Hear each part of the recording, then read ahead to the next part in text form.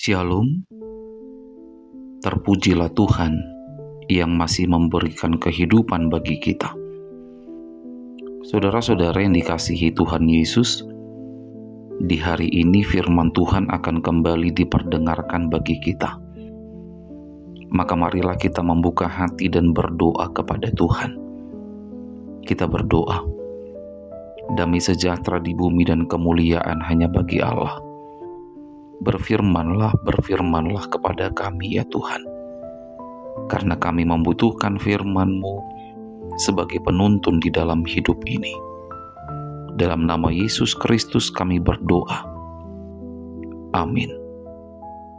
Saudara-saudara dimanapun kita berada, firman Tuhan yang menjadi renungan bagi kita di hari ini tertulis di dalam Yohanes 15 ayat 16. Yohanes 15 ayat 16.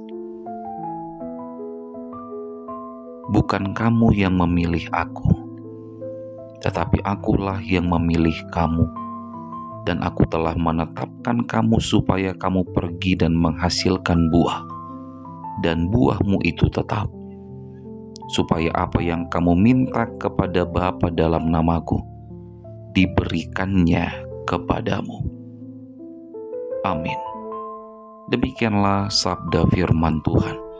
Berbahagialah orang yang mendengar dan melakukan firman Tuhan.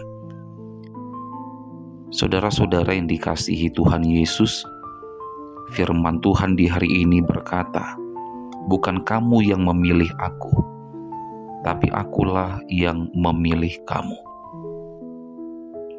Jadi jangan terbalik ya saudara-saudara. Bukan kita yang memilih Tuhan Yesus menjadi juru selamat kita, tetapi Tuhan yang memilih kita untuk menjadi umat tebusannya.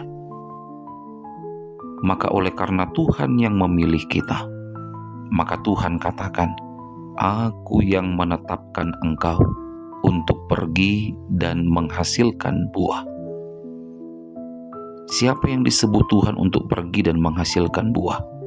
Kita semua saudara-saudara.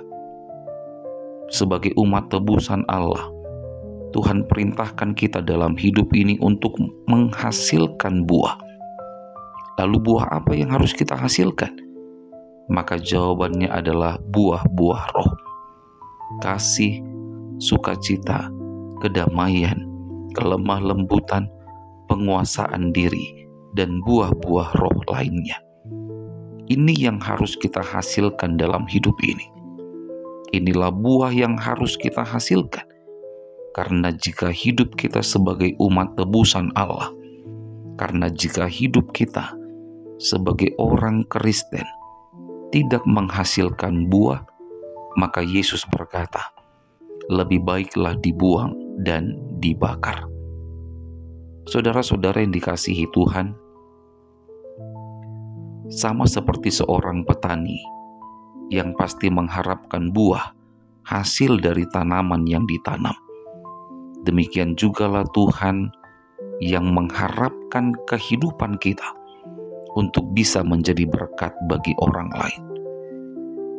Contohnya seperti ini saudara-saudara. Apalah manfaatnya bagi kita? Kita memelihara pohon mangga, tapi pohon mangga itu tidak menghasilkan buah. Apa manfaatnya bagi kita? Tidak ada. Apalah gunanya jika hidup kita sebagai umat tebusan Allah, sebagai orang-orang Kristen, tapi kita tidak menghasilkan dampak apa-apa dalam hidup ini? Apalah arti dari hidup kita? Tidak ada saudara-saudara. Maka mari pahami, Tuhan mengharapkan kita untuk menjadi orang-orang Kristen yang berdampak positif dalam dunia ini.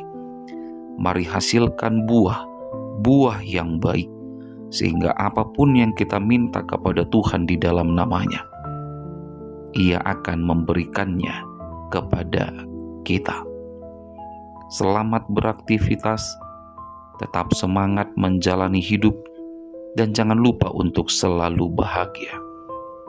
Kita berdoa. Terima kasih ya Tuhan, terima kasih. karena hari ini kami masih boleh mendengarkan sebahagian dari firman-Mu.